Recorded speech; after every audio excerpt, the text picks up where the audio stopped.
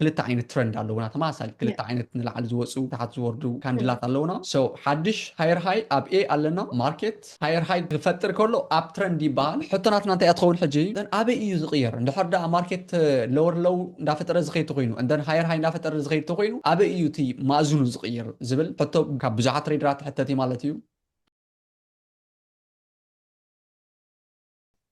كسب أبزي أبحد لنا حكي هلا تتحكي perfect لأن هجيك كابزي نابيك نكيدنا ناب ناي ماركت ترند زبال أرست نكيد ناي ماركت ترند زبال كأنتايو ماركت نلا على جزء خير كله وكيانوس كيركم تحسبوا تقوليهم هفيون كم مالتيو وكيانوس نابتي مع قبل زخود زور لإخا خير زلكا otherwise أنت أروح خير أيتخلني خان so up to flow نحط داك خير تخونك خان داك تجبر لك ناي ماركت ترند تفلت لك ماركت نابي جزء خير زور كل تعين ترند على لونا تماثل كل تعين نلا على زوسو تحت زوردو ካንድላት ኣለውና እንደን ማርኬት ከዓ ድንቀሳቀሰሉ መንገዲ ከዓ ክልተ ዓይነት መንገዲ ኣለውና ንሳቶም ከዓ ኣብዚ ስእሊ ከም ትርእዮም ዘለኺ እቲ ናይ መጀመርያ ኣፕ ትረንድ ይበሃል ኣፕ ትረንድ ማለት ኣፕ ማለት ንላዕሊ እዩ ኖ እንደን ትረንድ ማለት ከዓ ማርኬት ዝፈሎው ዝገብሮ ወይ ከዓ ዝንቀሳቀሰሉ ዝውሕዘሉ ዓይነት መንገዲ እዩ እንደን ከምዚ ገይረ ዙም ገይረ ፀባቢቐ ዘርእየካ ክኸውን እዩ ከምዚ ጌርና ንሪእና ሕጂ ማርኬት ንላዕሊ ክኸይድ ከሎ ምስኡ ኢኻ ክትከይድ ዘለካ ኣብዚ ናትና ስክሪን ከም ትሪኦ ዘለኺ ማርኬት ንላዕሊ ገፁ ይኸይድ ኣሎ ዋን ሂር ሃየር ሃይ ይበሃል እንታይ ማለት እዩ ማርኬት ንላዕሊ ክወፅእ ከሎ ሓድሽ ሃይ ሓድሽ ንላዕሊ ዝወፅእ ስዊንግ ክፈጥር ከሎ ወይ ትረንድ ክፈጥር ከሎ ሃየር ሃይ ይበሃል ኮሬክሽን ክገብር ከሎ ንድሕሪት ክምለስ ከሎ ምክንያቱ ማርኬት ናብ ሓደ ገፁ ይኮነን ዝኸይድ ደን ኮሬክሽን እንዳፈጠረ እንዳተመልሰ رتعو زبال واقع يفتر رتعو خويني لهم تريدرات يساتفوا تحري نلعب يخيد تحري يورد اوكي رتعو خويني لهم تم تساتف تيجوزو لان نلعب يخيد كوم يزن كاساس كوم يزن كاساس تخوينو it's here هاير لو يبال زخفالزي ماركت زي يعني رازاناتنا ناي recent higher high تبال مالتي which is ناي قربا higher high ناتنا زي مسمر زي يعني را ماركت مسيونا عند حردات تسبيروا حدش higher high فتيرنا لنا حدش ناي زلعله لعل نايت ماركت فديرنا لنا مالت اوكي سو زيا هاير لو زنبرت بي كنباينا زياها اي زبل سم كنباينا مالت سو حدش هاير هاي اب اي علنا الماركت نداخل التمليس له كوريكشن غيرنا له تعواقا فديرنا له ابزغ نغزن خيلنا واي كل زي ماركت ابزا اي نغزنينا ماركت اب بي مش مزينا نغزن لنا واي رتعوز ስለዝኾነ لنا እንደን ዝተሓተ ስለዝኸውን ዘሎ ማለት እዩ እንደን ማርኬት ንላዕሊ ገፁ ወፅዩ ሓድሽ ሃየር ሃይ ፈጢርና which is a ዝብል ንቦይና እንደን ክንገዝእ ተኮይና መጀመርያ lower low ሃየር low ክፈጥረልና ኣለዎ እንታይ ማለት እዩ رتعوي ዝኾነ ኾነልና ኣለዎ እንደን ኣብዚ ክንገዝእ ንኽእልና ማርኬት ናብኡ ገፁ ንላዕሊ ገፁ ከደልና ከሎ ደን ምስኡ እንዳገዛና ክንከይድ ስለ ዘለና ማለት the same process እዩ ዝቕፅል ንላዕሊ ክሰብረልና ከሎ ሃየር ሃይ تحت وردنا خلو هاير لو دابل يخيد مالت إذا هجنتايو ماركت نلعب خيد كله زفترة ويكازن كاس أصل من قدي نت ماركت كنا نبوت خوينا ذكر دانا خلالو بيزك سخونة زيو أقدر سخونة نتبس إيه مالتي and then كابزينا بيكن كيدنا كلت ترند يوم زلونا إلنا لنا هذا up trend هذا down trend كاتريفنا زلو هجتايو نتحت زورد دايا اوكي انت حتغور كله طبايو خميز مسل تعداغاناتنا اوكي it's like this كمزي اصيبنا زون كنرينا انت حتغور كله تماثالي جن انت حتغور كله حجي انتو هاير هاي نبلو زنبرنا لور لو يسقو لور لو تاي مالتي نايت زتعاتس تحت مالتي لور هاي كنبل كلها نايت نتحاتي زخيد زلو اوفرول كل تاريخ موت ماركت ناتا بزيك اي حد زلو نتحاتي ابزا سيركل زي زلو مالتي نتحاتي زخيد زلو بس حبرين قيرنا نتحاتي زور زلو جن كابت زتحت قرب ما أرم داخل جبر كله then lower high يقول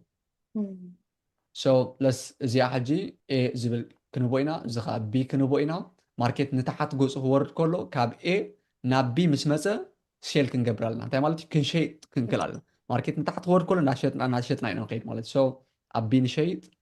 أب A لناب Z which is lower low and نلا عليك وز هلو زي B علنا كشيء نغيرنا داي بال then lower high نتاحت يورد lower low نلعلي وسع داي بال lower high which is B إلنا لنا زي then أبزه شيء نخلنا أبيز بال بوتان داشيتنا نتاحت يورد كلها مخسبنا داوسدنا missed market ፍሎው ንገብር እንታይ ማለት እዩ ምስኡ ንጓዓዝ ማለት እዩ ዳስ ከምኡ እዮም ኣብ ትሬዲንግ ብዙሓት ሰባት ሚሊዮንስ ገንዘብ ዝሰርሕሉ መንገዲ እዚ እዩ ነቲ ማርኬት ተኸቲልካ ትሬድ ምግባር ዳስ ግን ሓንቲ ሕቶ ክትመፀልና ትኽእል እያ ንሳኻ እንታይ እያ ኦኬ ንታሕቲ ክኸይድ ከሎ እቲ ሚልድ ንታሕቲ ለወርለው እናፈጠረ ዝኸይድ ኣይቅየርን ድዩ ወይ ምስ ተቐየረ ንላዕሊ ክኸይድ ከሎ ከዓ ብምንታይ ኢና ክንፈልጦ ንኽእል ዝብል ሕቶ ክለዓል ንኽእል እዩ ቅድሚኡ ግን ኣብነት ክንርኢ ኢና ምክንያቱ ቲዮሪ ጥራይ ከይኮነና እዚ ኣብ ማርኬት ኣቲና እዞም ክልተ እዚኣቶም ክንሪኦም ኢና ናይ ብሓቂ ኣብ ማርኬት እዚ ስእሊ ዘሎ ዶ የለን ክንርኢ ኢና ማለት እዩ what do you think Heaven? That's interesting. Perfect. Hello ገብረካ ኣለኹ yeah you're gonna make money by the way okay yeah millions that's my target before I die حجي ኣብነት ኣለና ኣብዚ ከም ትሪኦ ዘለኺ ማርኬት ሃየር ሃይ ክፈጥር ከሎ ኣብ ትረንድ ይበሃል which is ኣብዚ እውን ክንፅሕፎ ንኽእል ኢና uptrend so uptrend ሕጂ ንላዕሊ ክኸይድ ከሎ ንዕኡ ተኸቲልካ ትሬድ ምግባር እዩ ኖ then ኣብዚ ከም ንሪኦ ዘለና ማርኬት ከምዚ ኢሉ ንላዕሊ ይወፅእ ኣሎ ሃየር ሃይ ይበሃል እዚ ክንሪኦ ዝፀናሕና ማለት እዩ ንታሕቲ ምስ ተመልሰ ሃየር ሎው ይበሃል ሕብሪ ክንቀይሮ ንኽእል ኢና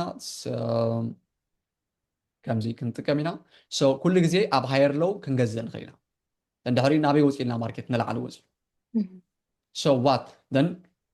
ንድሕሪት ምስ ተመልሰ ክንገዝእ ንኽእል ኢና which is ሃየር ሎው ኣለና ኣብዚ ባይ ክንገብር ንኽእል ኢና ድሕሪ ንላዕሊ ወፂልና ተመሳሳሊ እንድሕሪ ንታሕቲ ወሪድና ኣብዚ ከም ትሪኦ ዘለኹ ማለት እዩ እንታይ በሃል እዚ ሃየር ሎው ንላዕሊ ሓድሽ ተሰቢሩ ኩሉ ግዜ ነታ ቅድሚኣ ዝነበረት ነታ ቀዲማ ዝነበረት ሃይ ማርኬት ክሰብራ ምስ ዝኽእል ሓድሽ ሃየር ሃይ ፈጢርና ኣሎ ማለት እዩ ካብዚኣ ወፂኡ ነዚኣ ሰቢርና ኣሎ ክሳብ ኣብዚ በፂሕ ነይሩ ደን ሓድሽ ሃየር ሃይ ኣለና ተመሳሳሊ ፕሮሰስ ንላዕሊ ወፂልና ኣሎ ደን ሓድሽ ሃየር ሃይ ፈጢርና ኣሎ ከምኡ እንዳበልና ነቲ ማርኬት ክሳብ መወዳእታ ኢና ንከኣተሉ ማለት እዩ ከምዚ ገርና ተሪእናዮ the same ማርኬት ክሳብ ኣብዚ ዝበፅሓልና the same process እዩ ዘሎ ማለት the same ኣብዚ ኣሎ ላዕሊ ሃየር ሃይ እንዳፈጠረ እዩ ዝኸይድ ማለት እዩ which here ወሪድልና ንላዕሊ ኸይዱ the same process ክሳብ ማርኬት ማእዝኑ ዝቕየረልካ ማለት እዩ ንታሕቲ ክወርድ ከሎ ከዓ ክንርኢ ኢና which is ኣብ ወርቂ ኣለና ሕጂ ኣብ ዶላር ኣቲና ኢና ክንርኢ ፀኒሕና ኣብ ወርቂ ከዓ ከም ትሪኦ ዘለኺ ንታሕቲ ክወርድ ከሎ ማለት እዩ which is ንታሕቲ ወሪዱ ንላዕሊ ወፂልና then ሓድሽ እንዳሰበረ ክመፅእ ከሎ lower low እንዳፈጠረ ይኸይድ ማለት like this which is lower low ንላዕሊ ክወፅእ ከሎ lower high lower low ናይ እንዳታሕተ እዩ ዝኸይድ because ኣብ መወዳእታት ማርኬት ንታሕቲ ገፁ ይኸይድ ስለ ዘሎ ማለት እዩ the same process ተሪእኸዮ then lower low እንዳፈጠረ lower high እንዳፈጠረ ማርኬት ክሳብ ኣብዚ መፂልና ኣሎ ማለት እዩ ንኣብነት ሕጂ lower low ተኸቲልና እንድሕር ተመፂና ተሪእኸዮ ኣብዚ like here ከምዚ እናበለ and the same process then ሕቶናትና እንታይ እያ ትኸውን ሕጂ then ኣበይ እዩ ዝቕየር እንድሕር ዳ ማርኬት lower low እንዳፈጠረ ዝኸይድ ተኮይኑ and then higher high እንዳፈጠረ ዝኸይድ ተኮይኑ ኣበይ እዩ እቲ ማእዝኑ ዝቕየር ዝብል ሕቶ ካብ ብዙሓት ትሬደራት ሕተት ማለት እዩ ክሳብ ኣብዚ ሕጂ እዋን ኣማይ ትሬደራት ኣፍሪና ኣለና then ተመሳሳሊ ካባኸ እውን ዝፅበዩ ዓይነት ሕቶ ስለዝኾነ ንገልፆ ኢና ማለት እዩ then here ኣብዚ ኣለና ንሱ ከዓ ኣዝያ ኣገዳሲት ነጥቢ እያ ምክንያቱ ረኺበ ኣለኹ then እዚኣ እያ ሕጂ ኣብዚኣ ከምዚ ሰማያዊ ሕብሪ ገይረያ ዘለኹ ንሳ እንታይ እያ ማርኬት ስትራክቸር ሽፍት ይበሃል ማለት እዩ እታ ኩላ ስእሊ ክንዛረበላ ፀናሕና እንታይ እያ ማርኬት ንላዕሊ ክወፅእ ከሎ ሃየር ሃይ እንዳፈጠረ እዩ ዝኸይድ ሃየር ሎው እንዳፈጠረ እና ከዓ ነቲ ድውሕዞ ዘሎ ወይ ከዓ ናይቲ ማርኬት ፍሎው ዝበሃል ወይ እቲ ማርኬት ናበይ ገፁ ይኸይድ ኣሎ ወይ ኣንፈት ናቱ እንዳረኣና እንዳገዛእና ኢና ምስኡ ንኸይድ ተባሂልና ምሽ ከምዚ እንዳገዛእና which is ኣብዚ ቢ ዘሎ ወይ ከዓ ኣብዚ ሃየር ሎው እንዳገዛእና ንኸይድ ማለት እዩ ግን ክሳብ ኣበይ ኢና ንኸይድ ኦኬ then እዚኣ ቁርባ ግዝፍ ኣቢለ ክንሪኣ ኢና እዛ ክፋል እዚኣ ማለት እዩ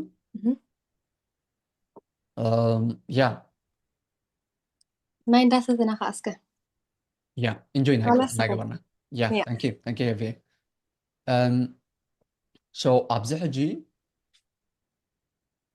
ማርኬት ንላዕሊ ይሰብረልና ኣሎ which is ሰቢርና ኣሎ ከዓ ማለት እዩ ምስ ሰበረልና ሓድሽ ሃየር ሃይ ፈጢርልና ኣሎ ድሕሪኡ ንታሕቲ ወሪዱ ሓድሽ ሃየር ሎው ፈጢርልና ኣሎ ድሕሪኡ ንላዕሊ ወፂኡ ሕጂ ኣብዚ ሕብሪ ክንቅይር ኢና ቺዝ ቀይሕ ክንጥቀም ኢና ማለት እዩ ንላዕሊ ወፂኡ ናይ መወዳእታ ሃየር ሃይ ዝሰበረልና እዚኣ እያ ነዚ ኣብዚኣ ዝነበረት ሃየር ሃይናትና ሰቢርልና ማለት እዩ ኦኬ ደን ሕጂ ከምዚ ጌርና ተሪእናዮ ድሕሪኡ ግን ማርኬት ተሪእኽዮ ነቲ ሃየር ሎው ዝበሃል ከይሰበሮ እዩ ክመፅእ ፀኒሑ ኣብ መወዳእታ ኣብዚኣ ግን ወይ ካልእ ኣረው ክንጥቀም ኢና ማለት እዩ ኣብዛ ኣረው እዚኣ ማለት እዩ ሃየር ሎው ፈጢሩ ግን ነዚኣ ክሰብራ ክኢሉ ኣሎ እታ ናይ መወዳእታ ሃየር ሎው ዝነበረት ናትና ማርኬት ንላዕሊ ወፂኡ ድሕሪኡ ንድሕሪ ተመሊሱ ንዓኣ ሰቢርዋ ኣብ ክንዲ ኣኽቢርዋ ንላዕሊ ዝኸይድ ንዓኣ ሰቢርዋ ማለት እዩ ነዛ ቦታ እዚኣ ሰቢርልና ማለት እዩ ሶ ነዛ ቦታ እዚኣ እንድሕር ተሰቢርልና ማርኬት ማእዝኑ ቀይሩ ኣሎ እንታይ ይበሃል ንሱ ከዓ it's here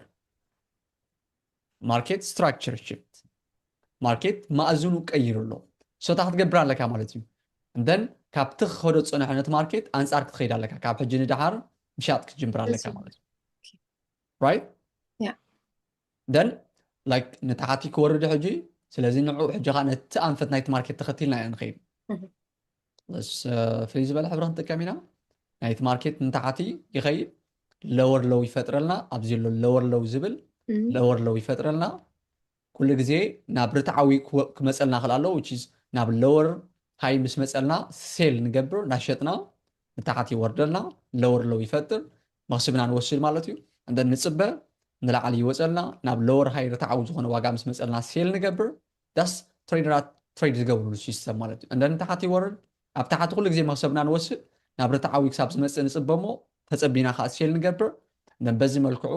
ከም ሞያ ኣስፊሕና ተማሂርና ከዓ ክንሕዞ ንኽእል ኢና ማለት እዩ ባት ኣብዚኣ ሕጂ ማርኬት ንታሕቲ ይወርደልና ኣሎ ሴም ለወር ሎው እንዳፈጠረ ክመፅእ ፀኒሑ ሕጂ ከዓ ማእዝኑ ክቅይር ተደልዩ እንታይ ዝገብር ንታሕቲ ገፁ ክሰብር ይፀንሕ ምሽ ድሕሪኡ ነታ ለወር ሃይናትና ክሰብራ ይጅንብር መጀመርያ ግዜ ነዚኣ ሰቢርዋ እዘን ቢ ድብል እንዳስመርናለን ወይ ከዓ ለወር ሃይ እንዳበልና መፃና ክሰብረን ምስ ጀንበረ ደን ሕጂ ከዓ እዚኣ MSS ይበሃል ወይ ከዓ ማርኬት ስትራክቸር ሽፍት ገይርና ኣሎ ማለት እዩ